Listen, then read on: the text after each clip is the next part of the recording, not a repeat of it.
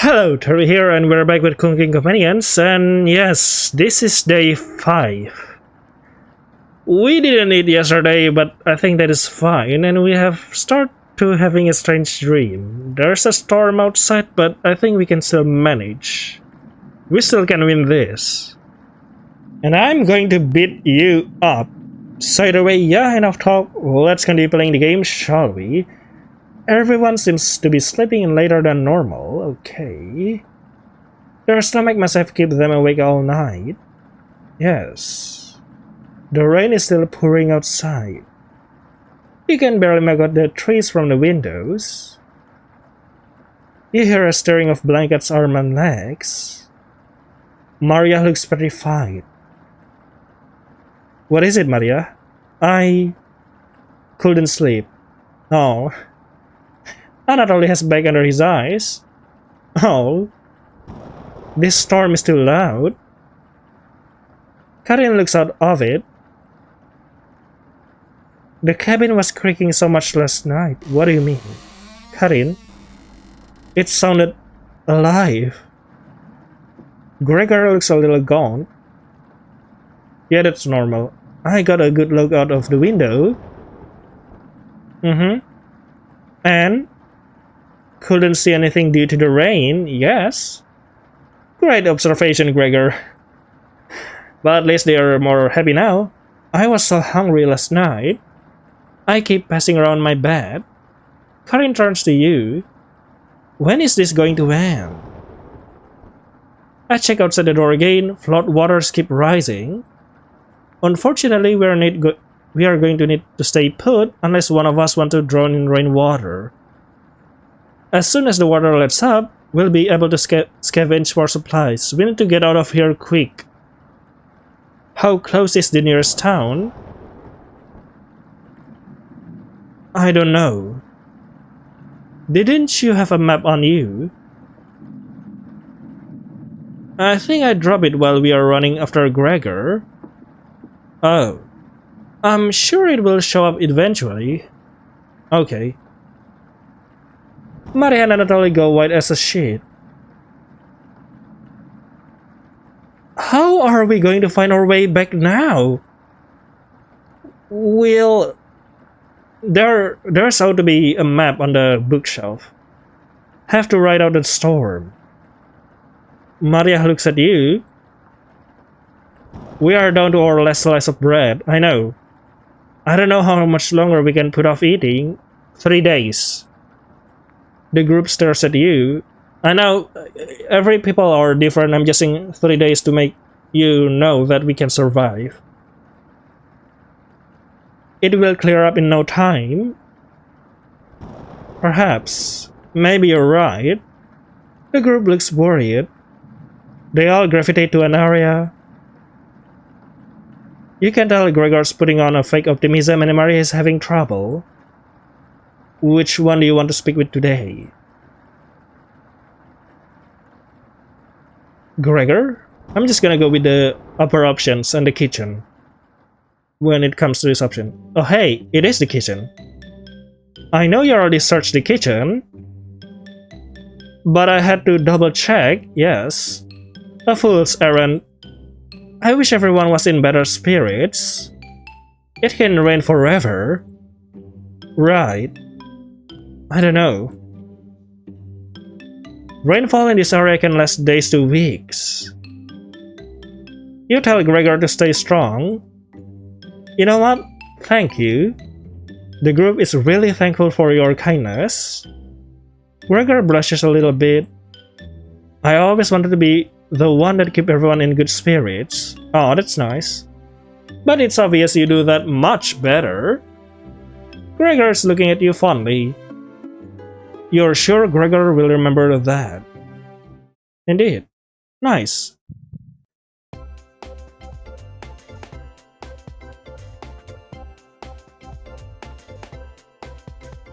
The rain is pounding hard against the wooden cabin, but at least none of it is getting inside. The basement? You tell Gregor to keep his spirits up and join the others? Yes. You call everyone together, they all look grim. You could cut the tension in the room with a knife. Okay. Everyone is staring at you. Uh-huh. They're expecting that last piece of bread for dinner. You bring it out. Everyone cannot take their eyes off it. Stop it. We shall keep this for later on. You instruct everyone to take a pinch, and slowly all 5 of you tear it apart like a wishbone. Everyone studies their piece of bread carefully, wondering how long it will last. Karin is the first to eat hers. We should eat it later. She chews each bite a few hundred times before swallowing. Anatoly chews it cautiously, opening his mouth once he finishes each bite. Maria nibbles on it silently, eyes wide, moving from person to person. And Gregor... Oh no. Gregor just popped it in his mouth like a cherry. It was gone in an instant. Indeed. The group thanks you awkwardly. It's not much, but you have run out of options. You wish everyone good night and get ready for bed. At least that will do. You go to bed starving. Day 5. Yep, day 6.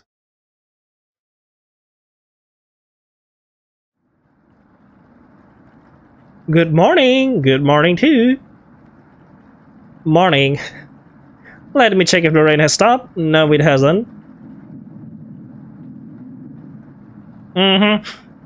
It's still flooding. Yeah, we can drink some water if you all want.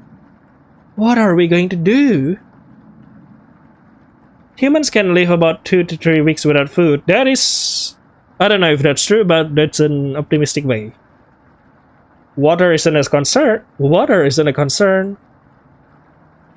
Rainfall should end in a day or two, right?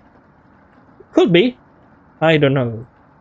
Actually, precipitation can occur more than 215 days a year here. Oh no. But do you really think it will rain that long? And also, do you think it will flood that long? It wouldn't flood that long. Anatoly, it's been days already. What makes you think it will stop soon? Egg? Relax everyone, let's see how long we can ride this out. Indeed.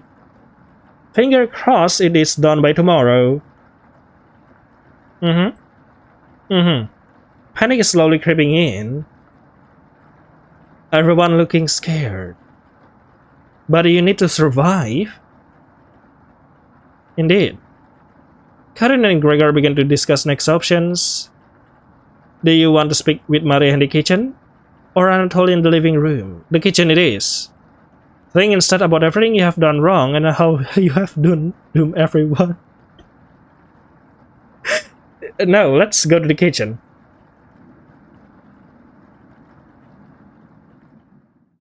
Hey! Maria looks relieved to see you. Nice. Stronger relationship, is it? How are you holding up? Better question, how are you holding up?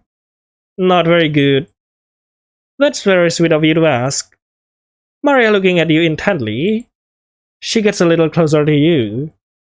I notice you didn't use any meat when cooking.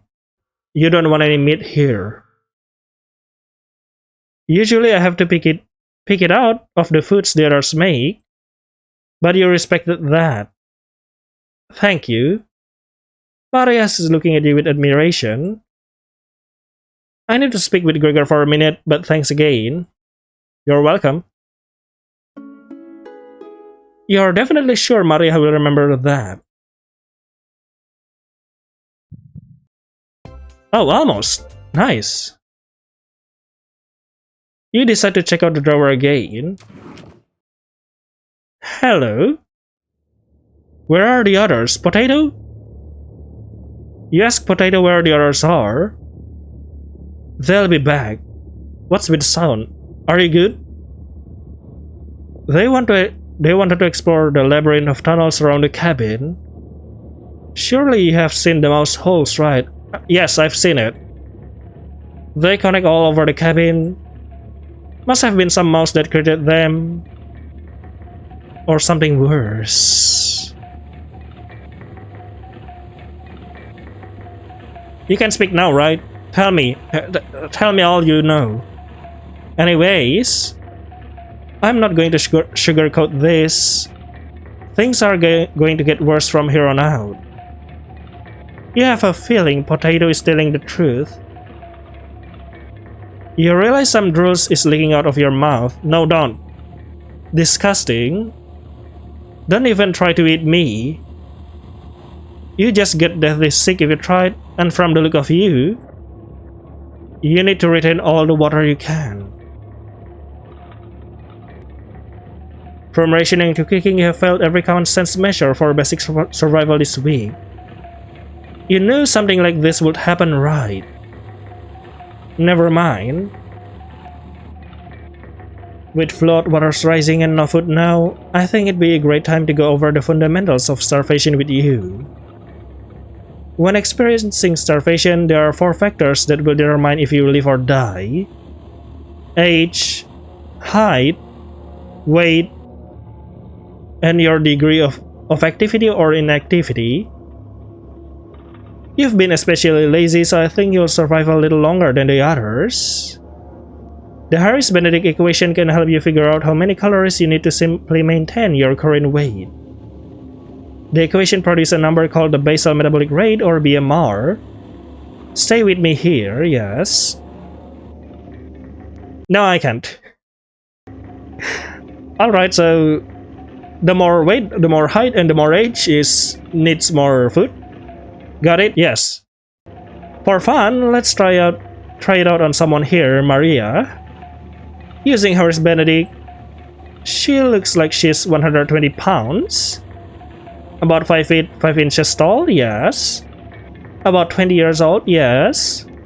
Crunching the numbers. Yes, she needs about 1,388 calories a daily.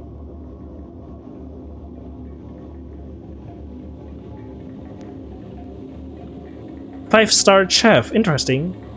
But that's being abnormally stationary. She have to lay in bed all day and night, just eating, breathing, and using her brain. We should do that, actually. Not very common when you're starving to death. People tend to get up more. If she was being very active, let's say swimming through flood waters, we need to multiply that 1,388 calories by 1.9. So now she needs 2,638 calories per day. That's quite a difference, especially if you didn't ration the food properly. Which you didn't. Can we actually ration the food properly? I guess that wraps up our first survival lesson. Hopefully we'll never have to speak again. Okay? You shut the drawer, going over the numbers again. Indeed. So Maria is in danger right now. I don't think any of us can take this much longer. Gregor's voice starts to crack. I don't want to ask this, but oh no. It is time. Time for what? One of us needs to go outside and search for food. No, we still can stay here. Everyone is silent. I'll go. Not you. Maria? I used to swim all the time near my house, so that's what you mean, Potato. So I probably have the best chance of swimming through the flood waters. No. Let me go instead. You won't get very far if anything happens to your glasses, Anatoly. Yes. You're blind as a mole rat, remember? That is true, but... Little guy, Let me go. Gregor, sounds good to me. Karin, his arms are definitely the longest, so he's probably the best at climbing trees out of all of us. No, that wouldn't be right. Gregor, let me go instead. I get that none of these options are good ones, but we need to find food or help. Indeed. Gregor grabs a branch from the wood pile. He cuts it into different measurements. Since we can come to a consensus, let's draw for it. We'll each pick one from my hand, and the shortest will go outside to search for food. Okay. Yes. You're not worried about drawing. You saw Gregor cut the branch lengths, so you can tell which is the biggest one of the bunch. You pick it. You watch yours intently. Will it be Gregor? Anatoly? Karin? Will it be Maria?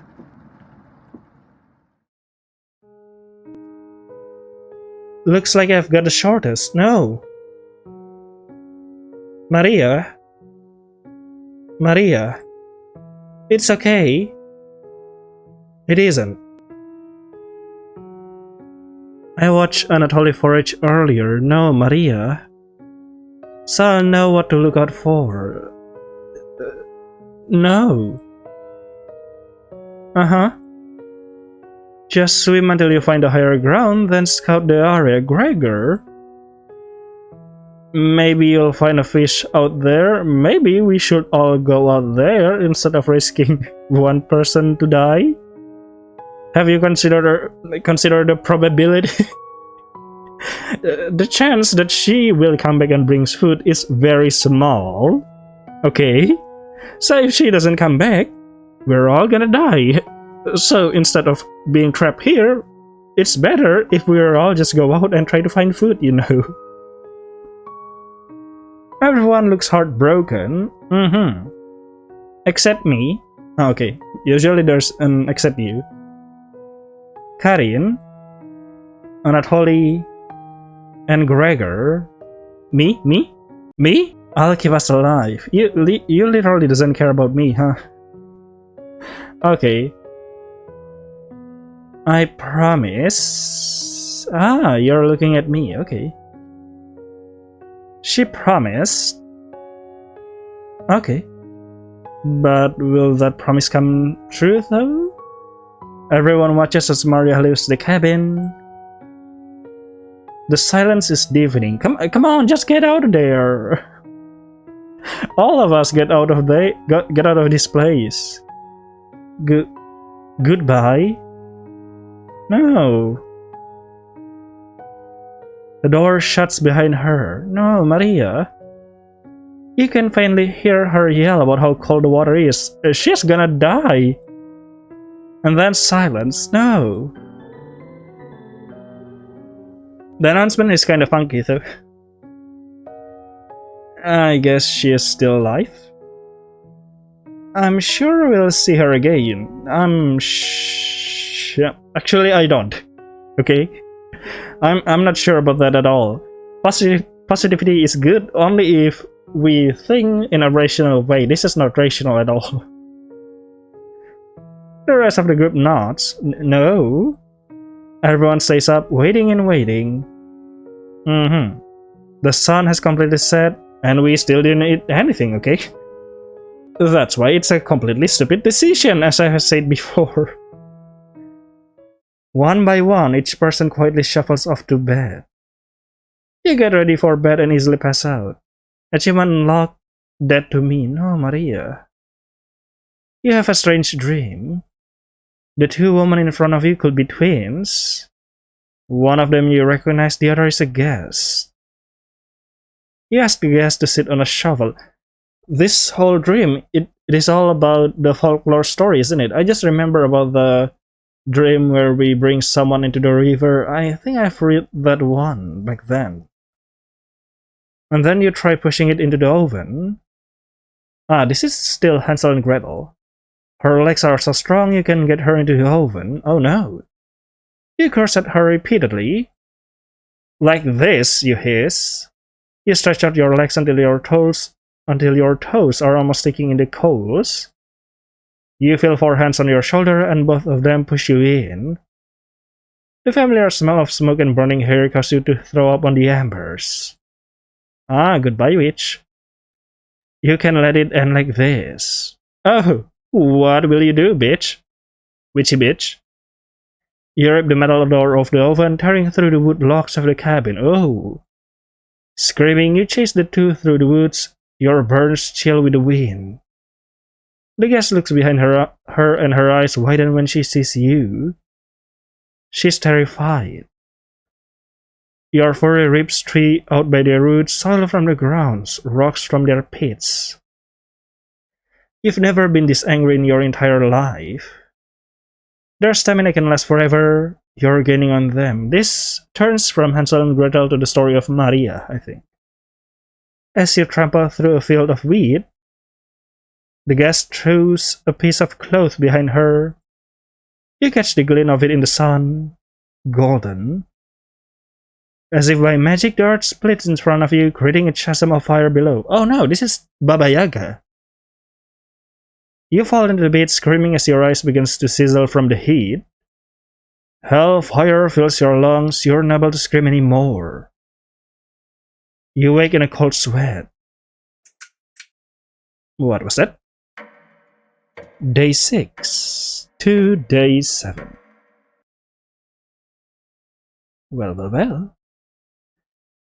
Well, finally, one of us died. Good morning, Gregor. What a lovely day. Why are you crying, Anatoly? Come on, don't be so sad, all of you. We literally made a stupid decision. Do you think she made it to the higher ground? No, I don't think so. Like, why the fuck do we choose? Like, why the frick do we choose based on chance? God freaking damn it! We can see who's the most capable here, actually. I believe in Maria. Well, I do, a little bit. Me too. Oh, you have a sweet side to you, Karin. She'll be fine. Will she? Right, little guy? Where? Oh, I just realized when you mentioned the little guy, I was thinking of myself, but then I also think of the squirrel, and when I try to look at the squirrel, it's gone. So what do we do now? Just wait. Where's the squirrel? Karin? How long? It's been almost a day since she left. Anatoly and Gregor look nervous. Someone needs to go look for her. We all need to go look for her. We need to wait, Karin. Wait for what? The nearest town is miles and miles away. Yes. Waiting is all we can do for now. No. We can't tear down this cabin and make a raft. Let's go. Oh, you're mad. So it could be days before she gets back. Yeah, if she's capable of doing that. What are we supposed to eat? Mice? Yeah, if we could find one. There's apparently... Strangely, there's no animals here. Oh yeah, about your mice. Karin? I'm sure Anatoly will agree, but... We'll discuss next options when we get to it. Yeah. Every waking thug is about food now. It's just 3 days, come on. Or 2 days. I never should have eaten that much. No, it's okay, Gregor. You're a big guy. That is understandable. Actually, it doesn't need to be a big guy to eat a lot, you know. Every people have different metabolism. But just saying. Karin's hands are involuntarily shaking. palms are sweaty and mama spaghetti. Gregor and Anatoly just not in agreement. They don't even need her to elaborate. You're sure Maria will make it back? She promised. Well, it's just a promise. Everyone retreats to their areas. What do you want to do today? Let's go check the kitchen. Definitely the kitchen. We are focusing on that place. Hey, the kitchen definitely doesn't feel the same without Maria. Where is your squirrel? Her love, her smile. I never got to tell her how I felt about her. She'll be back, right? You're not? Yeah. I wish we had rationed better. He decided to distract Anatoly from his misery with an old story. There was once a villager who had stocked up supplies for the winter. He filled his house with a cow, a sack of grains from the field, and 92 buckets of water, mostly for the cow. He quickly ran out of room as the house wasn't very big. And then, one day the villager grew sick. He knew he needed the life-giving milk from the cow to survive the winter. But when he attempted to milk the cow, his greed was too weak to grasp her udders. In desperation, he begins to boil the grain using his bucket of water. The cow cried out for food, but the villager could only afford to feed himself. Each night, the cries of the cows keep him awake, until one day he finally ran out of food. The villager crawled into bed, crying as the snow deepened outside. Well, that's like our situation right now, isn't it? The cow's sad eyes stared at him. He wanted to comfort the cow, but he couldn't step over the buckets. He was too weak, too sick. The last thing he heard was the cow still crying out for food. One haunting noise to end his life. Yeah. I don't know, that's not comforting stories at all. Anatoly looks horrified with our story. It is. You leave him alone in the kitchen. We're just going to tell Anatoly a shocking horror story and let him just be terrified like that, okay?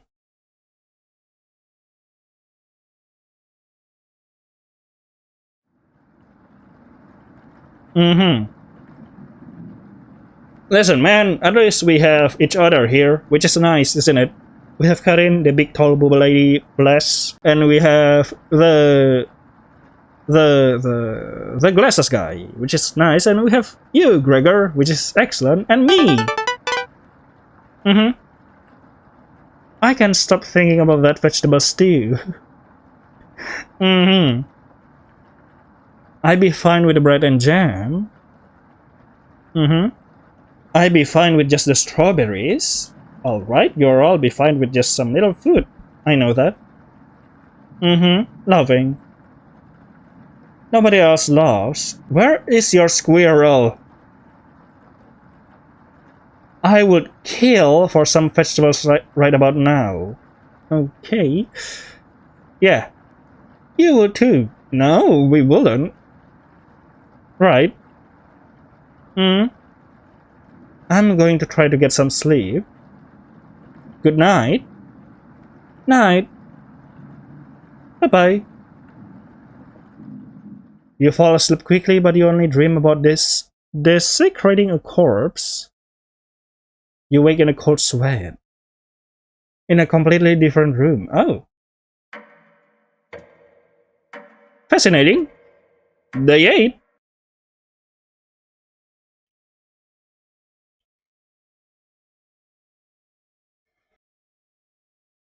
Hello, Karin. Good morning. Why are we in here?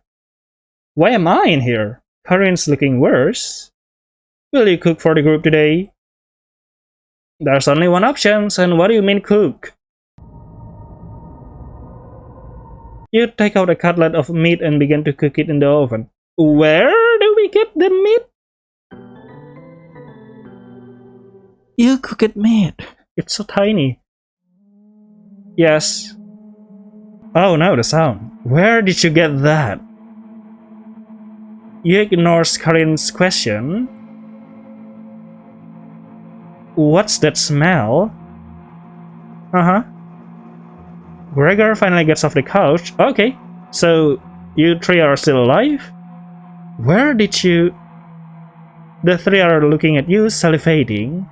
We can't eat this meat, you know. You take the charred meat out of the oven, cutting into small cutlets. Uh-huh. They immediately grab some of the plate, chewing ferociously. You take a piece and immediately devour it. A downward spiral, achievement unlocked. Do you have any more of this? No, I don't. You explain how the meat is stored securely hidden so you can ration them better this time. I understand. Thank you. Yes. Anatoly runs to the bathroom, puking in the toilet. You can hear him sobbing for a few minutes. Yes. This taste is... Gregor wanders off. Anatoly returns, looking choked up. I was too weak. Left you some of the meat. Don't fake this, Anatoly. Don't fake what?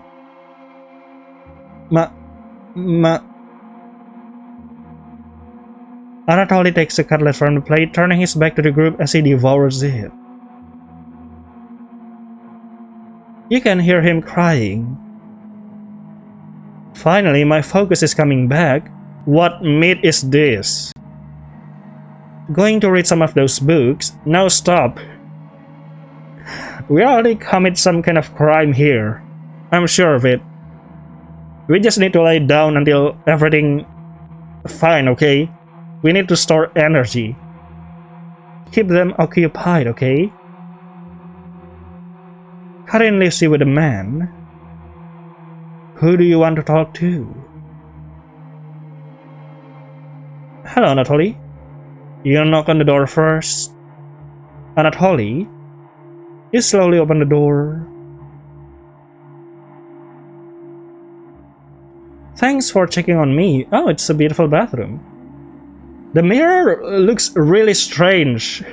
It looks really different from the rest of the game. You ask if he still feels sick. Not anymore, I think it was a mental thing. Yes, you still feel sick about it, isn't it?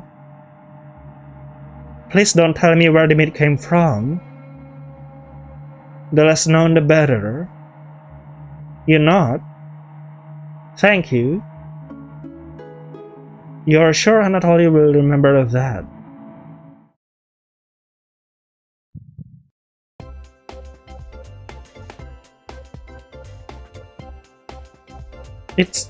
It's not her meat, isn't it? You leave Anatoly and go tidy up some parts of the kitchen. Hours pass. The meal gave everyone the perseverance to keep going. What the freak is that?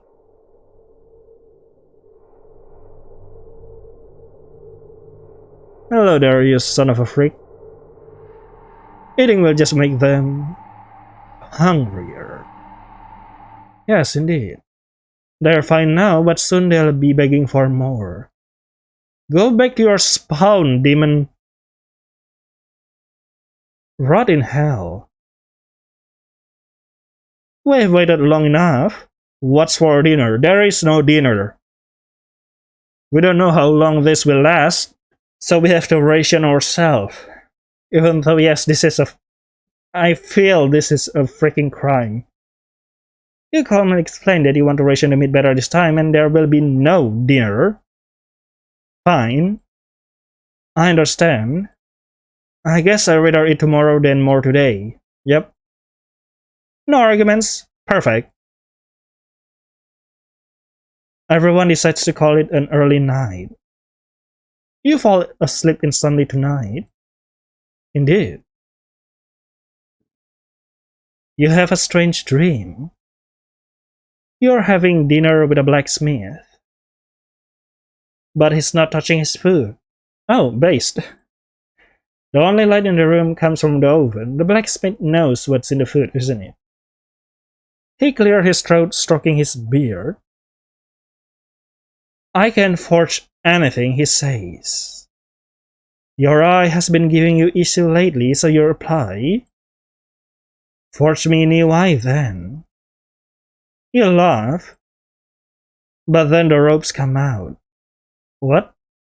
He ties you to your chair with a long rope to prevent you from struggling. You rip the rope apart without even trying, so the blacksmith uses a thicker rope. No turning back now. He takes a hot poker out of the coals.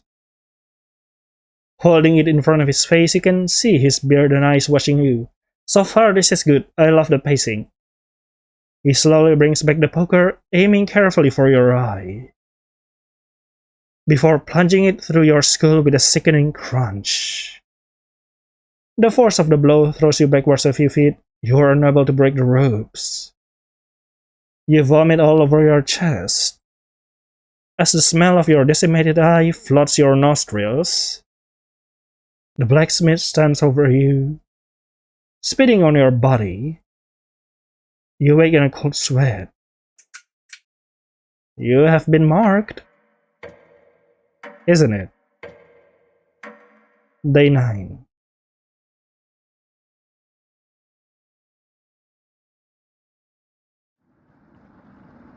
Well, I guess that's all for Cooking Companion for this episode. I hope you enjoy it. See you later then in the next episode. Bye bye. I'm not sure. Can I really save all of you? But I'll try.